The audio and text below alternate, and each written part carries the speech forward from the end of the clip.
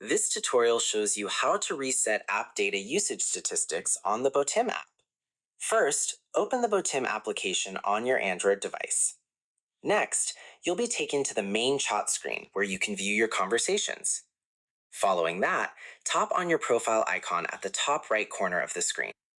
Now, a menu will appear with various account and settings options. Moving forward, scroll down to the Preferences section. Afterwards, tap on Data and Storage or Storage Usage to access data settings. In addition to that, if you don't see the option there, it might be because the feature is not out on your region yet. So instead, what you can do is archive the app if you can on your device. Long press on the app, tap on the I button at the top right, and then open App Info. From there, at the bottom part of your screen, you should see the Archive button. Tap that to archive the app, or if you're on iOS, just offload the app. Then you can see your data usage from the App Info section as well. You can even set data limits from your phone settings for that particular app. And that's it.